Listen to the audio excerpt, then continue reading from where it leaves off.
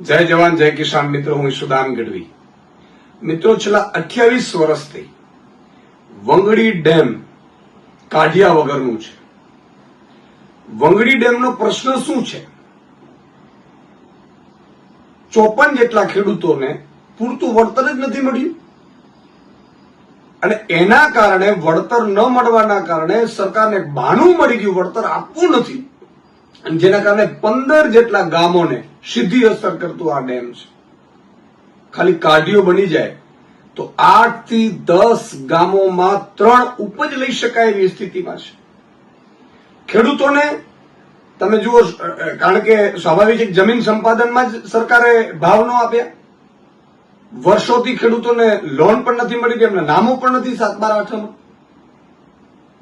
અને આ સ્થિતિમાં જે પીડિત ખેડૂતો છે એ પણ પીડિત છે, અને બીજા સિંચાઈ માટે જે 8 થી 10 ગામોમાં મળી શકે એમ છે, 15 જેટલા ગામોના તળ ઊંચા આવી શકે છે, એ વંગડી ડેમ ઘણા વર્ષોથી એમને પડ્યું છે.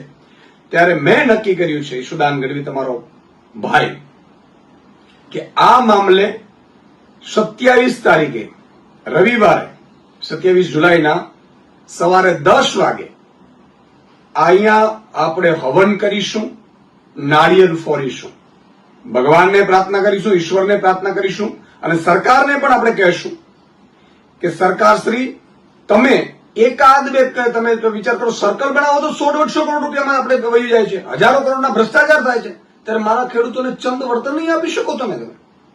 જયારે પ્રાઇવેટમાં 25-25 લાખમાં વીઘે જમીનો જાય છે, તો વળતરનો પ્રશ્ન અને આ કાઢિયાનો પ્રશ્ન એ બે નિરાકરણ લાવી અને ડેમ સંપૂર્ણ તૈયાર કરવામાં આવે એની માંગ સાથે આપણે હવન કરીશું. તો મારે સૌ મિત્રોને 8, 10, 12 ગામો છે, જેમાં કેશોદ છે, ઠાકરશેડી છે, પીપળિયા છે, માળી છે, કનકપર છે, મોવાન છે, સિદ્ધપુર છે, ખજુરિયા છે, જુવાનગઢ છે, અને આસપાસના કેટલાય ગામો છે જેના તળ ઊંચા આવે છે, બધા ખેડૂતોને મારી વિનંતી છે કે આવો 10 વાગે આપણે ત્યાં વંગડી ડેમે મળીએ. મારી સાથે મારા મિત્રો રાજુભાઈ કરપડા છે, સાગરભાઈ રબારી છે, પ્રવીણ રામ છે, પરેશ ગોસ્વામી છે, એ પણ આગેવાનો બધા આવી રહ્યા છે.